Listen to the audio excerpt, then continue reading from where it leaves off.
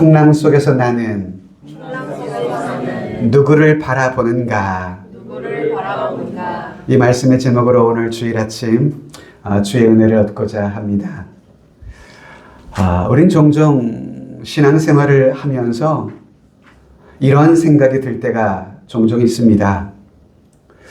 내가 분명히 예수를 믿고 신앙생활을 하고 있는데 왜 내 삶에 이런 일이 생기는 것일까? 왜 나는 기도했는데 내 삶에 점점 어려움은 더해지고 있을까? 주님께서 분명히 내 삶에 함께 하시마 약속하신다고 하셨는데 왜 내 인생에는 끊임없는 풍랑이 몰려오는 것인가? 이런 고민을 한 번쯤 해보지 않은 분들은 없을 것이라 생각이 듭니다. 어떤 사람은 믿기만 하면 모든 문제가 해결될 것처럼 생각하기도 합니다. 자, 그러나 오늘 본문을 보면요, 우리에게 중요한 신앙의 현실을 보여주고 있지 않나 하는 생각을 하게 됩니다. 자, 본문에 보면 광풍을 만났던 그 배에 사실 누가 타고 있었나요?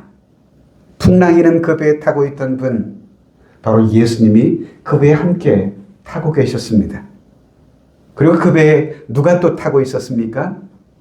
주님의 제자들이 함께 타고 있었어요.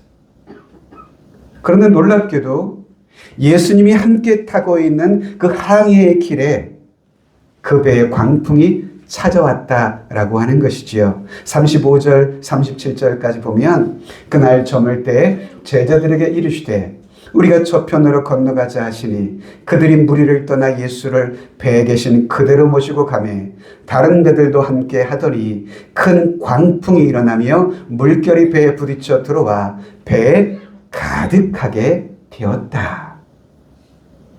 여기서 큰 광풍이 일어났다라고 말을 합니다. 이 광자는 미칠 광자의 바람풍자 아닙니까? 미친 바람, 미친 듯이 막 바람이 불어오는 것입니다. 단순한 바람의 수준이 아닌 정말 광풍이라 불려도 손색이 없는 바람이었습니다.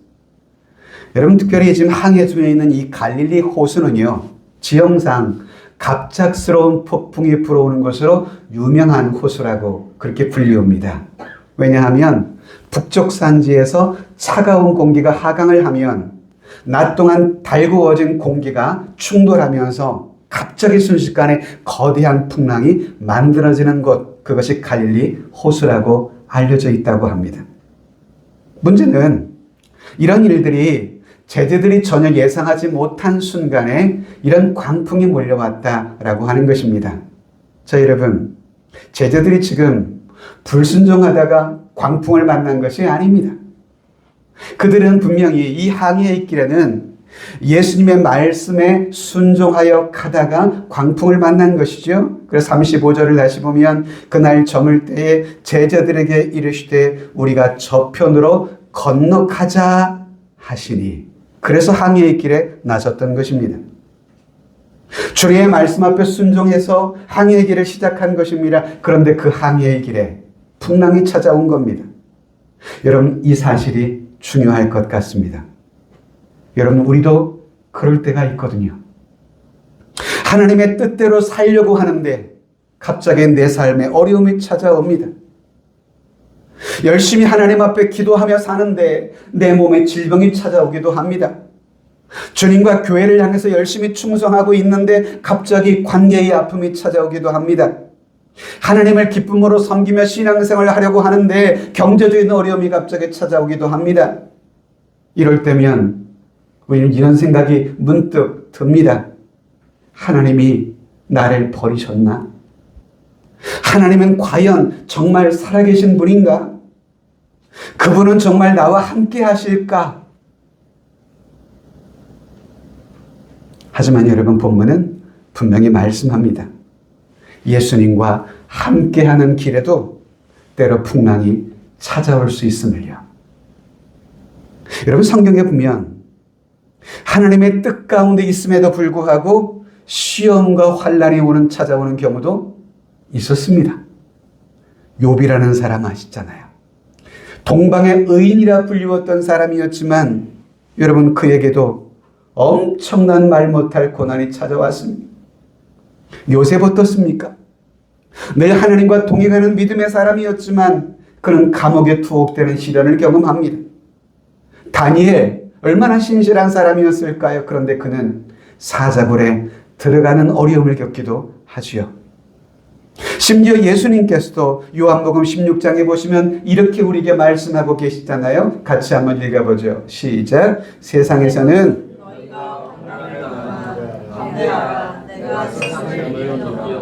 여러분, 주님께서는 제자들에게 너희들의 삶에는 그 어떤 환난도 그 어떤 시련도 없을 것이라 라고 약속하지는 않으셨습니다.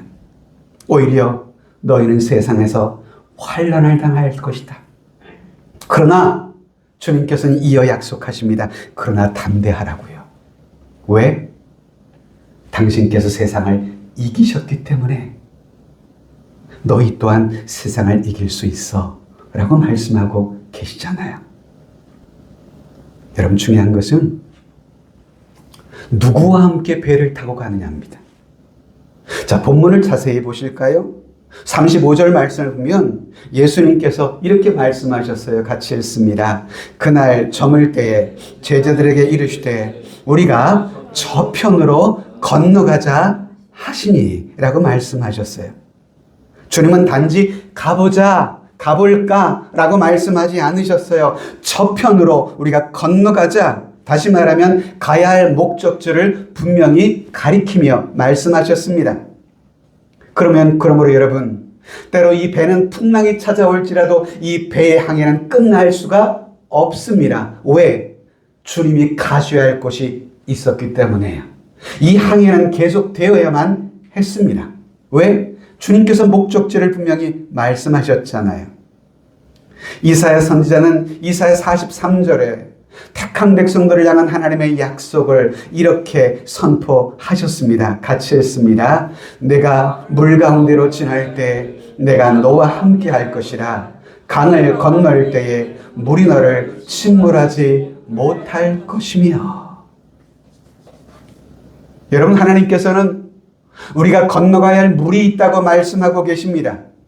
믿음으로 분명히 건너야 할 강이 있다고 말씀하고 계십니다. 그러나 우리가 두려워하거나 불안해하지 않을 중요한 이유가 불안해하지 않을 중요한 이유가 뭡니까? 주께서 말씀하시기를 내가 너와 함께 할 것이라. 너를 이 강이 침몰하지 못할 것이라 약속하고 계시기 때문입니다. 그러므로 성도 여러분, 믿음 생활이란 그 어떤 풍랑도 만나지 않는 그런 생활이 아닌 것입니다.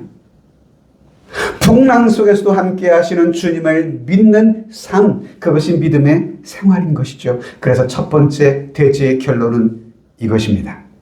주님과 함께 걷는 길에도요, 때로 풍랑은 찾아올 수 있더라 라는 것. 두 번째 대지는요, 주님이 때로 내게 잠잠하신 듯 느껴질지라도 그것이 우리를 버리셨다는 의미는 결코 아니라는 것입니다. 자, 오늘 기사에서 제자들을 가장 당황스럽게 만드는 것, 그것은 사실 풍랑 자체가 아닙니다. 더 큰 문제가 뭔지 아세요? 매서운 풍랑과 파도가 치고 있는데 그런 상황 앞에 보이시는 예수님의 모습이셨어요. 자, 38절을 보십시다. 예수께서는 고물에서 베개를 펴고 무엇 하셨어요? 주무셨어요. 여러분, 이 장면이 선뜻 이해가 되시나요? 지금 광풍이 불어와서 배는 여러분 이리저리 흔들리고 배에는 물이 좀 치고 들어오는 상황이잖아요. 바람은 막 세차게 불고 절대절명의 위기의 순간 아니었습니까? 배가 파손되는 것뿐만 아니라 제자들의 생명까지 풍랑으로 인해서 죽게 생기는 그런 위급한 상황이 되었어요. 그런데 그런 상황 중에서 예수님은 주무셨어요. 예수님의 MBTI 성향이 무엇일까 제가 잠옷 궁금해지기도 합니다. 이런 것에 무디신 분인가? 아니면 얼마나 그분께서 하루하루의 사역에 피곤하셨으면 그러셨을까? 본문을 묵상하다가 여러 가지 생각이 들기도 하더라고요. 그냥 주무시는 것도 아니에요. 베개를 베고 주무셨어요. 너무도 평안하게 말입니다. 그러니 여러분, 제자들 입장에서 얼마나 답답했을까요? 지금 자기들은 생명의 경각에 달린 채 악전고투를 하고 있는데, 그래서 그들은 주무시는 예수님을 향해서 한 목소리로 외치며 깨우기 시작합니다. 38절을 같이 읽어볼까요? 시작. 제자들이 깨우며 이르되 선생님이여 우리가 죽게 된 것을 돌보지 아니하시나이까 하니. 여러분, 이 제자들의 이 말 속에 여러분 어떤 느낌이 오십니까? 제자들의 이 말 속에는 주무시고 계시는 이 주님에 대한 서운함이 잔뜩 묻어있는 것 같지 않나요? 마치 원망 가득 섞인 목소리 말입니다. 주님, 정말 그 위급한 상황이 보이지 않으시나요? 어떻게 지금 주무실 수 있단 말입니까? 라고 지금 하소연하는 듯합니다.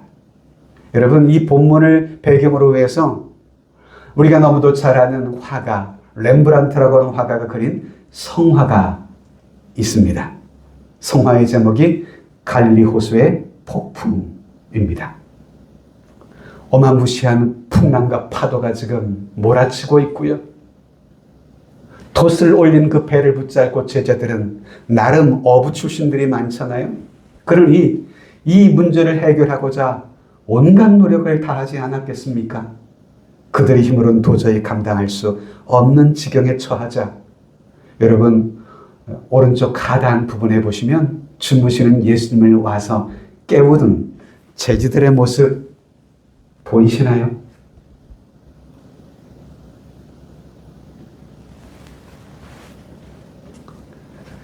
우리도 이렇게 기도할 때가 있습니다.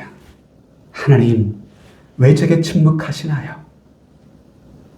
왜 하나님은 아무 일도 안 하고 계시는 겁니까? 왜 제가 이처럼 필요할 때 하나님 앞에 기도하는데 저에게 응답이 없으신 거야? 근데 성도 여러분, 주님이 내게 침묵하신다고 해서 그분이 내 삶을 외면하신 채 부재 중인 것은 결코 아니라는 것입니다. 여러분, 여기서 주님이 주무신다라고 하는 것은 무엇을 보여주는 말씀일까요? 여러분, 예수님께서 제자들이 만난 이 위급한 상황을 통제하지를 못하기에 주무신 것은 결코 아니지 않겠습니까?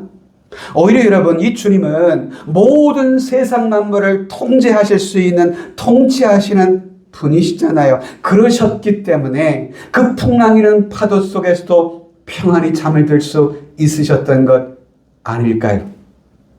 이런 하나님에 대해서 시편 121편은 이렇게 말씀해주고 있습니다. 이스라엘을 지키시는 이는 졸지도 아니하시고 주무시지도 아니하신다.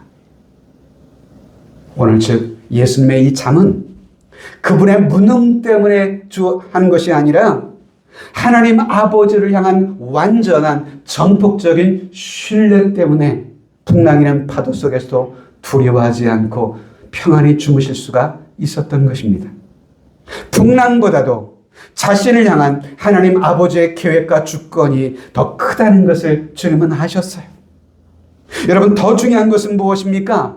더 중요한 것은 예수님은 제자들이 승선해 있는 그 배에 함께 타고 계셨었잖아요, 지금. 제자들과 멀리 떨어져 계셨던 분이 아니셨어요. 그들이 만난 풍랑 밖에서 주님이 계신 것 아니셨어요. 주님은 풍랑이는 그들 가운데 한복판에 함께 계셨어요. 이런 주님에 대해서 히브리서 저자는 13장에 이렇게 말씀하고 계세요. 그가 친히 말씀하시기를 내가 결코 너희를 버리지 않고 너희를 떠나지 아니하리라. 주님은 제자들을 떠나지 않으셨어요. 성도 여러분, 때로 내 기도에 하나님의 기도에 응답이 늦다고 그렇다고 해서 하나님이 계시지 않는 것은 아니잖아요. 때로 나를 향하여 하나님이 침묵하시는 것처럼 느껴지는 이 상황이 나를 버렸음을 의미하는 것은 아니시잖아요. 지금 비록 내 눈에 보이진 않을지라도 하나님은 여전히 지금도 나를 위해서 일하시고 계시는 하나님이시라는 것을 믿으시기를 주님의 이름으로 축복합니다. 여러분, 요셉은 감옥에 있을 때에도 하나님은 그와 함께 일하셨던 분이세요. 여러분, 왕후 에스더 때에도 보이진 않을지라도 하나님은 역사 속에 그의 삶의 배후에 일하셨던 분이셨어요. 그러니 여러분, 두 번째 대지의 결론을 봅시다.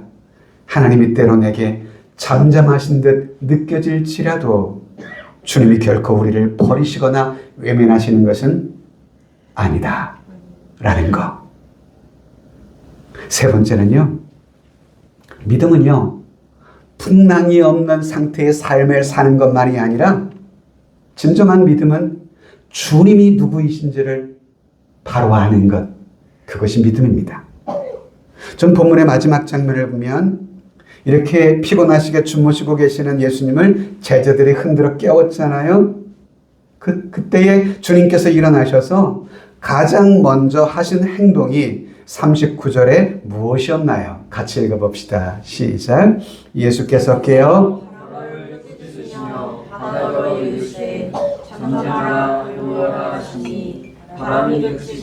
아주 잔잔하여 지더라. 여기서 잠잠하라, 고요하라 선언하셨어요, 주님이. 여러분, 이 잠잠하라는 말 헬라와 그리스어에 보면 시오파우라는 단어로 쓰고 있습니다. 시오파우, 고요하라, 휘모 잠잠하라. 이 말은 강하게 꾸짖고 있는 명령형 동사입니다. 고요하라, 잠잠하라 라고 선언을 하고 계시는 겁니다. 마치 사나운 짐승을 여러분 제압하듯이 말씀하신 거예요. 그 순간 어떤 일이 일어나나요? 조금 전까지 배와 그곳에 있는 제자들을 한순간 삼키려는 듯 매섭게 몰아쳐오는 무서운 광풍이 순식간에 스탑 멈추어 섰습니다. 여러분, 갈릴리 호수는 적지 않은 큰 호수라고 알려져 있습니다. 그래서 성경에 보면 갈릴리 바다로도 불려지기도 해요. 바다는 사실 아닙니다. 너무도 큰 호수이기 때문에 바다로 불리기도 하죠. 자, 여러분, 일반적으로요, 폭풍이 멈춰도요, 물결은 한동안 흔들리는 것이 자연스러운 거예요. 그런데 오늘 성경은요, 주님께서 잠잠하라, 고요하라 외치자마자 아주 잔잔하여지더라 했습니다. 즉시 고요해졌어요. 그리고 예수님께서는 40절에 제자들에게 이렇게 말씀하셨습니다. 이에 제자들에게 이르시되 어찌하여 이렇게 무서워하느냐? 너희가 어찌 믿음이 없느냐? 라고 하셨어요. 여러분, 이 말씀을 자칫 오해할 수 있습니다. 여러분, 제자들도 사람인데 이런 광풍이 무서워하는 것은 당연한 것 아닙니까? 그렇습니다. 무서워할 수는 있는 것입니다, 분명히. 문제는 제자들이 느꼈던 두려움 그 자체가 아니에요. 제자들의 진짜 문제가 무엇인지 아시나요? 그 풍랑 속에서 자신들이 지금 누구와 함께 하고 있는지를 잊어버린 그 두려움이 이게 문제라는 거예요.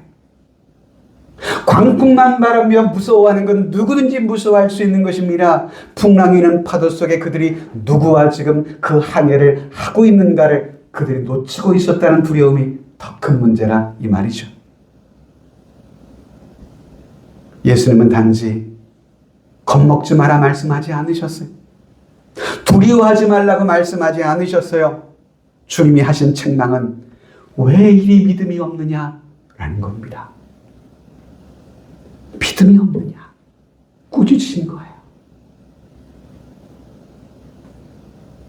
너희가 지금까지 나를 그렇게 보고도 아직도 나를 모르고 있니? 라고 묻고 계시는 말씀 같아요. 사실 여러분, 이 기적의 핵심은 주님께서 폭풍을 잠잠케 하신 그 기적 자체에 있지 않습니다. 본문의 결말이 뭘까요? 41절에 보면 이렇게 끝이 나잖아요. 같이 읽어봅니다. 그들이 심히 두려워하여 서로 말하되 그가 누구이기에 바람과 바다도 순종하는가 하였더라. 여러분, 주님이 폭풍과 풍랑을 잠잠케 하셨잖아요. 폭풍이 분명히 끝났는데 제자들이요, 또 두려워해요. 또 두려워해요. 그것도 어떻게 두려워했어요? 심히 두려워했어요. 심히. 도대체 이번에는 무엇 때문에 그들이 이렇게 심히 두려워한 것일까?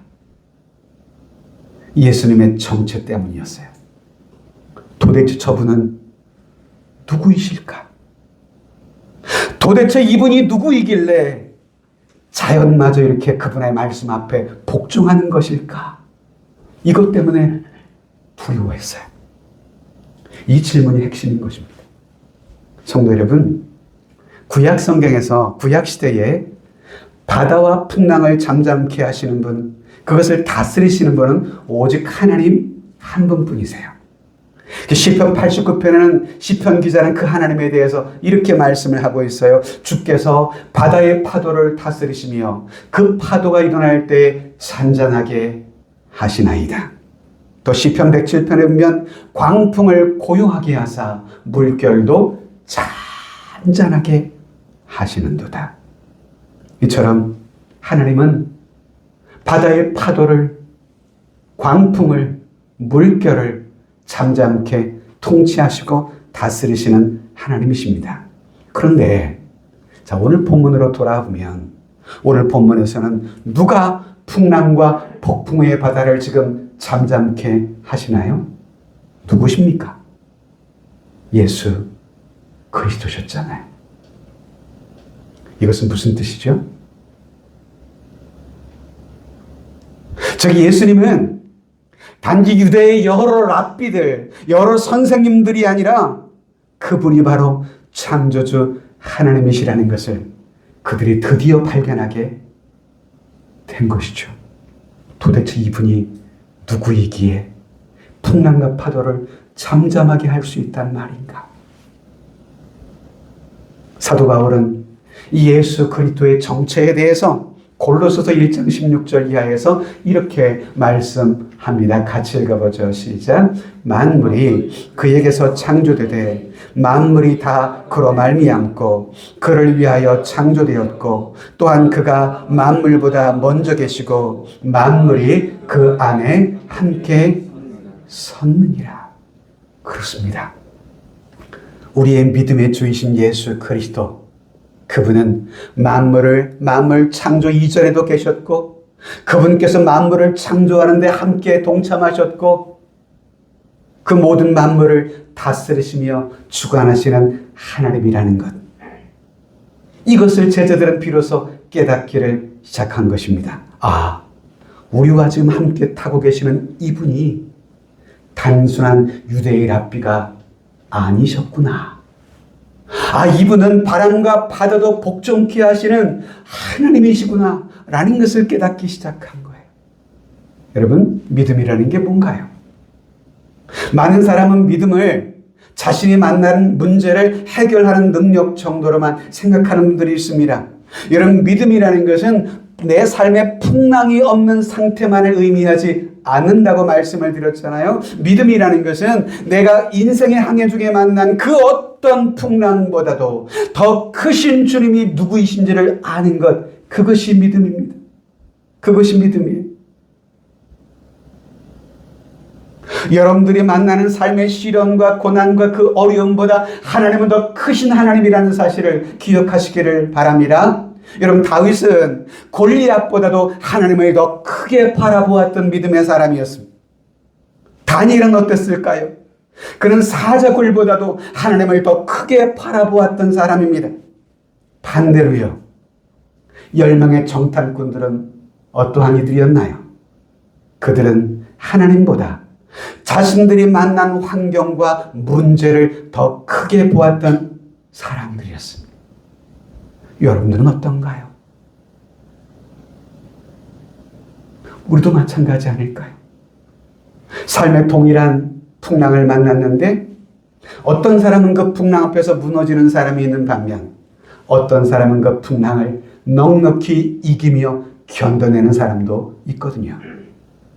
그러므로 차이는요, 내가 만난 환경이 아닙니다. 지금 내가 만난 시련도 아니고요, 풍랑도 아니에요. 예수님이 누구이신지를 바로 알고 믿는 나의 믿음의 사이즈, 그것이 관건인 셈이죠. 성도 여러분, 지금 여러분의 인생에 항해에 불어온 풍랑과 파도가 있을까요? 경제의 풍랑, 사업의 풍랑, 때론 건강의 풍랑, 관계의 풍랑, 자녀 문제의 풍랑. 내가 지금 만난 그 풍랑이 나를 집어삼킬 것처럼 그렇게 두렵게 느껴지십니까? 그런데 기억하세요. 내가 만난 그 풍랑보다 더 크신 분이 지금 내가 타고 가는 그 인생의 항해의 배에 그분이 함께 하고 계신다는 것. 할렐루야. 이것을 바라볼 수 있었으면 좋겠어요.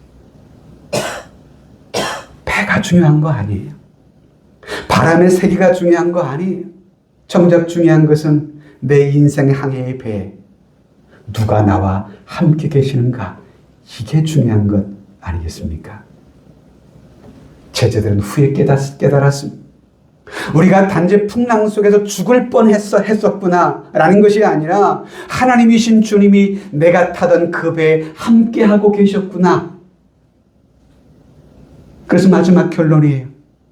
믿음은 단지 내 삶에 풍랑이 없는 상태를 유지시키는 것이 아니라 그런 가운데에도 주님이 누구이신지를 바로 아는 것.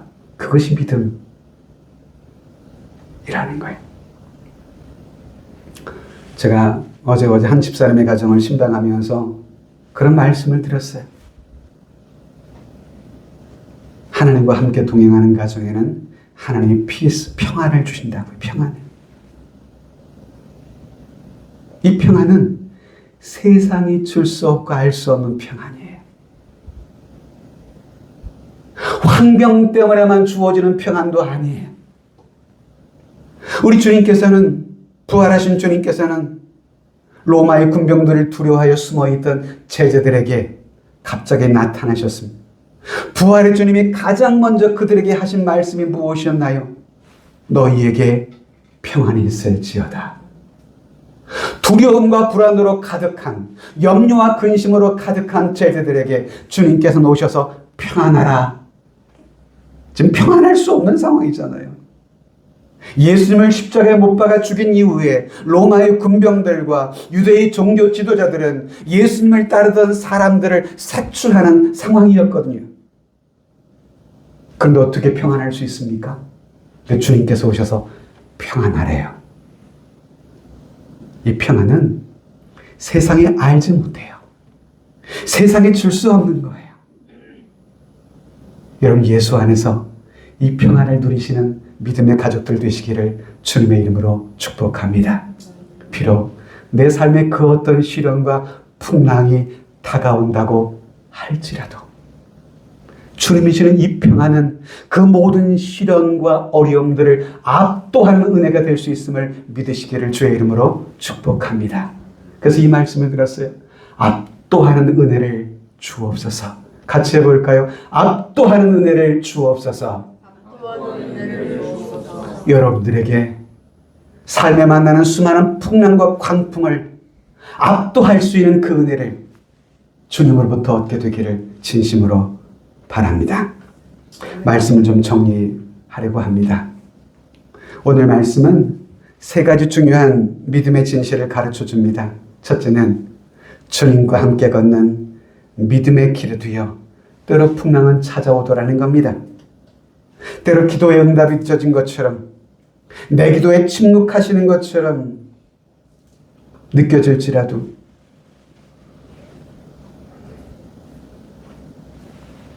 예수 믿는다고 해서 모든 고난이 없어지는 것만은 아니더라고요. 여러분들의 만난 고난에는 하나님의 뜻이 분명히 있다는 것.